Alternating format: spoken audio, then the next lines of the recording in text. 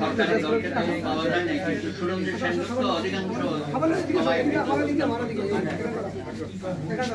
এবং আমাদের ছাত্র জীবনে আমাদের স্বপ্ন ছিল যে একটা সংবিধান হচ্ছে, নতুন সংবিধান, আমরা সম্পৃক্ত হয়ে গেলাম।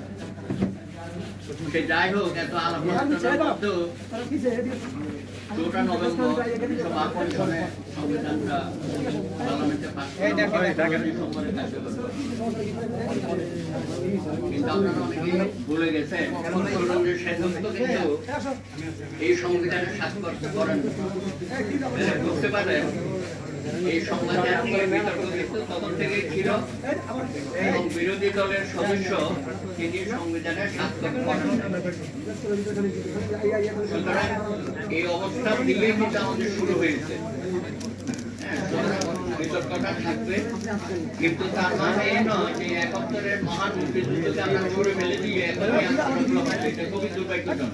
71-এর মহান মুক্তিযুদ্ধ 30 লক্ষ শহীদ, তাদের আত্মত্যাগ এবং তাদের স্বপ্ন, এটাকে বাদ দিয়ে এখন শুধু আমরা জুলাই বিপ্লবকে নিয়ে সামনে এগোতে চাই, তাহলে আমরা আবার অতীতকে, ইতিহাসকে অস্বীকার করা যাবে না। নাম্বার 2, আমার ভাই বিপিনুর এবং ফুয়াদ তারা বলছেন যে সংবিধানের বাংলা লিপি নাই, এটা সঠিক না।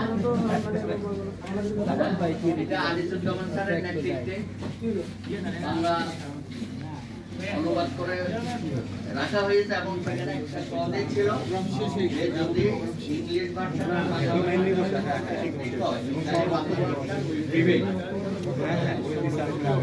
সুতরাং এই বিষয়গুলো আমাদের জানা দরকার।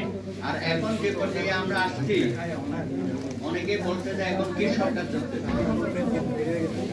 এখন এটা আমরা সকলেই জানি যে ডক্ট্রিন অফ নেসেসিটি, এটা আমাদের বাংলাদেশে কয়েকবার প্রয়োগ করা হয়েছে। এখনো সেই অবস্থান মেটাই আমরা করলে যদি আমরা সবাই প্রশ্নবিদ্ধ করি, তাহলে ওনারা কাজ করতে ওনারা তো কাজই করতে দেব না। আর সংবিধান পরিবর্তন করে ফেলা এটা তো ওনাদের কাজ না। ওনাদেরকে কোনো ম্যান্ডেট আছে? ওরা সংবিধান সংস্কার কমিশন করেছে, আমরা বলতে পারি যে সংস্কার কমিশন একটা পার্মানেন্টলি থাকতে পারে। এটা তো কোনো পবিত্র কোরআনও না, গীতও না, বাইবেলও না, ত্রিপিটকও না, এটা পরিবর্তনশীল।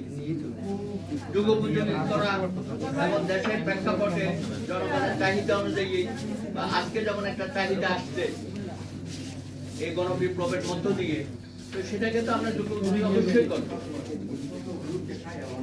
আমি যে কথাটা বলতে চাচ্ছি যে সংবিধান করলাম, সবই করলাম, কিন্তু সংবিধান রক্ষা করবে কি? এটা সংরক্ষক কি? সংবিধান সফরিন, সার্বভৌম সংবিধান, কিন্তু এটা রক্ষার তো দায়িত্ব দেওয়া হয়েছে সুপ্রিম কোর্টে। তারা একটু গার্ডিয়ান অব দি কনস্টিটিউশন। এখন দেখতে হবে আমাদের সুপ্রিম কোর্টের যে গঠন প্রণালী সেটা কার্যকর আছে কিনা। আমি তো বলবো সেটা প্রায় অকার্যকর হয়ে গেছে।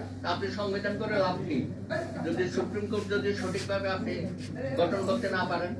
সেখানে যাদের নিয়োগ প্রক্রিয়া যার যেমন খুশি সেভাবে যদি আমরা নিয়োগ দিই, যেটা গত 53 বছর হয়ে আসছে, কোনো আইন কানুন আমরা মানছি না, উচ্চ আদালতের রায়ও আছে, কিভাবে নিয়োগ প্রক্রিয়াগুলো হবে সেটাও আমরা কেউ মানি না। যারা যখন ক্ষমতায় আছি তাদের মতো করে আমরা নিয়োগগুলো দিচ্ছি। এখন যে কারণে আপনারা দেখছেন গত 15 বছরে যে সমস্ত চার্জশিপে গেছেন তাদের কর্মকাণ্ড তারা দেখেছেন, এবং জুডিশিয়ারিকে তারা কিভাবে দখল করে রেখেছিল এই সরকারকে সহযোগিতা করার জন্য। এটা দেশের জনগণের স্বার্থে না, ন্যায় বিচারের স্বার্থে হয় না, সরকারকে নিয়ে। আপনি দেখেন এই যে 16th অ্যামেন্ডমেন্ট, এটা কি ছিল?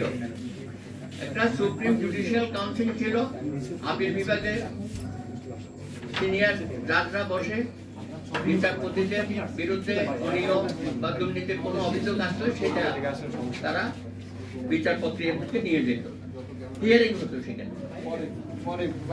এখন সেটাকে শেখ হাসিনা সহ্য করতে পারলো না।